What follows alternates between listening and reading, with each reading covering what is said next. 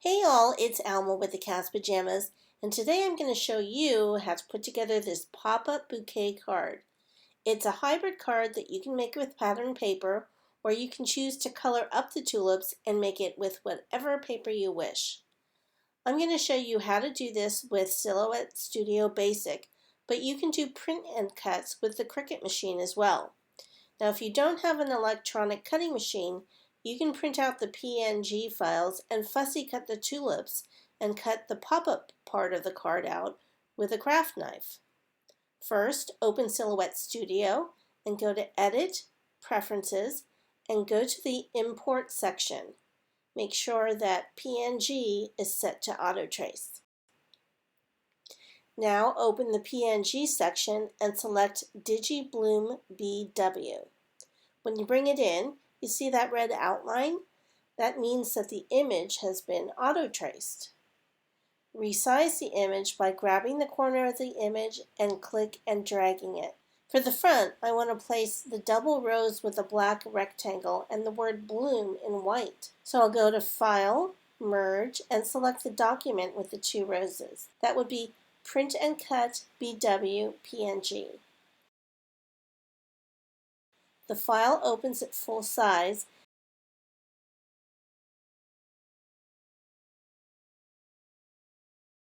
and now I can use the rectangle tool to draw a rectangle and then fill it in with black. Now I'll check the sizing of the word. If the word is behind the rectangle, go to the top and click on the overlapping squares that say Bring to Front.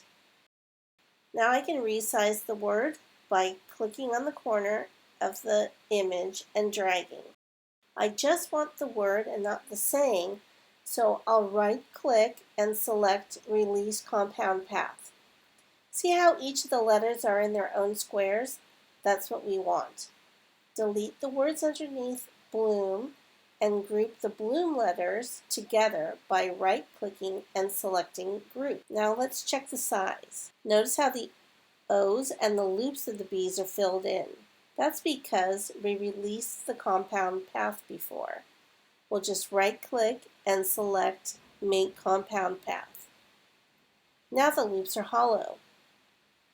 I want the word bloom to be white, so I'm going to go to the palette and select white. Now I'll preview it by going to Print. I can see it's a little big, so I'll go back to the design area and shrink it a bit. Let's prepare a couple for print because I know me and I might mess things up a bit. So I'll open the Replicate panel on the right, that's the one that looks like the atom, and I'll click Replicate a couple of times. I could also do Copy and Paste. Now I'm going to go to the page setup and turn on my registration marks. It's the last icon in the palette. And I see that my page setup is all wonky. So I'll go back to the first icon in page setup, and I'll double check where there's a problem. And there's a culprit, it's the media size. I'll just move the black rectangles so they're in between the registration marks. Now I can print it. While those are printing, I'll set up the cutting file for them. If we leave the word bloom, the machine will cut it and the rectangle. So I'm going to delete the word bloom and leave the rectangles to cut. Now when the bloom paper finishes printing, I can load the document into my Silhouette and use this file to cut it. Now once we do that, we can go ahead and do the print and cut part.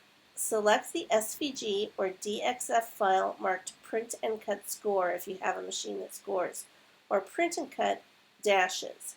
Underneath the title is what the dimensions should be.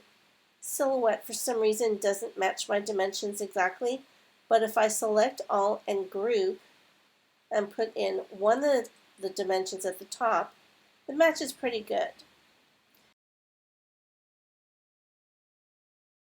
I don't have a score feature, but I like the dashed lines that the Silhouette machine cuts, so I'm just going to replace the score line with dashed lines. And then I'll group everything together. Now bring in your print and cut PNG by going to Edit, Merge, and selecting the file. It will bring in the PNG at 100% of what it should be. Place the cutting lines over the image and line up using your keyboard arrows to be really accurate. Make sure your registration marks are on and select the image and cutting outlines and group them, placing them between the registration marks. Now if you go to print these on a color printer, the outline will print red. So you have two options: make the outlines black or clear.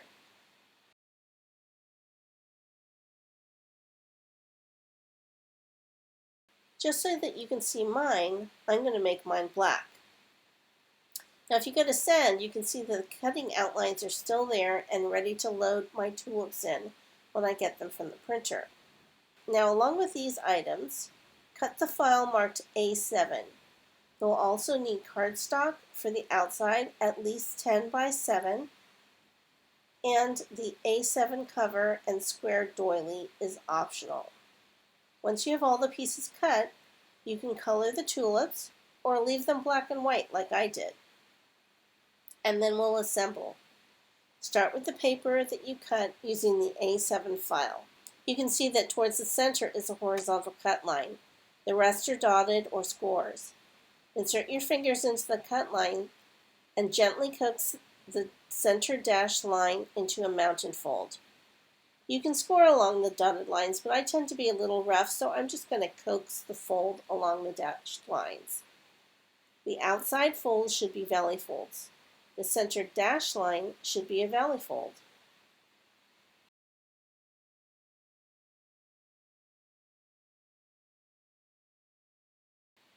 Keep coaxing the folds until you can fold everything in half.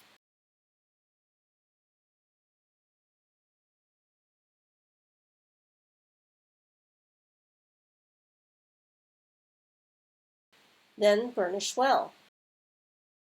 And now you have a holder for your bouquet.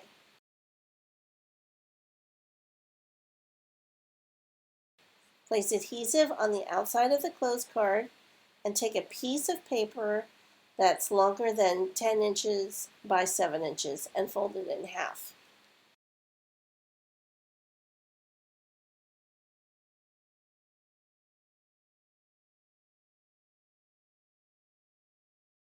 Line up the top of the inside card base to the top and inside crease. We'll cut off the excess in just a minute. Now if you've decided to cut a cover for the inside of the card, you can add it here. The cover has a hole in the center for the bouquet's holder and a center score line that you can see on the back. Fold along this score line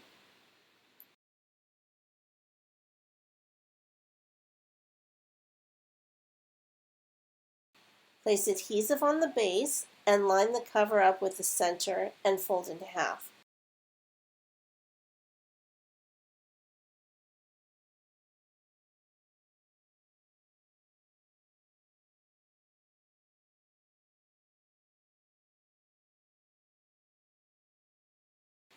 Gently opening it and adjusting the fit where necessary.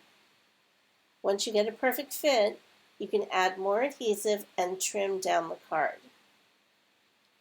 Take the tulip insert and fold the tabs forward.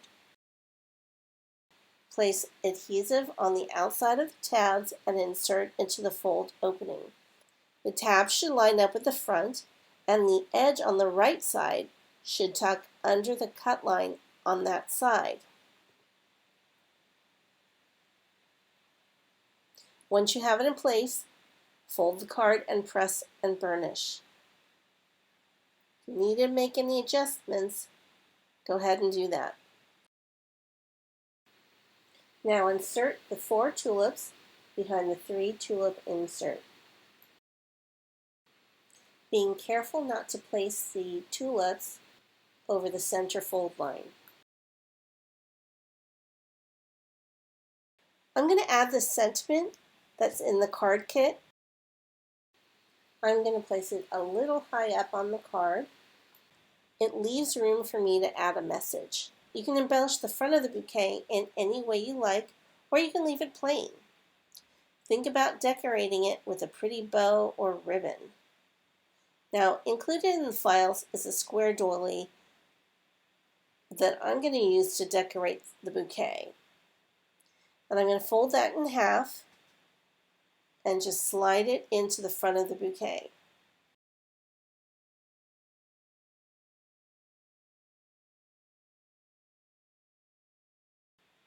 I think it's darling. Now for the front. You can decorate it any way you wish, but I'm going to add the tulips from the print and cut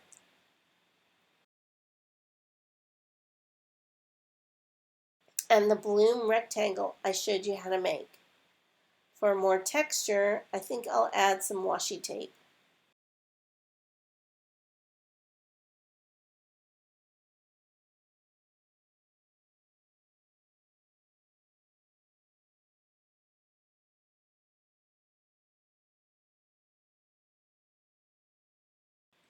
And foam tape to the back of the bloom rectangle.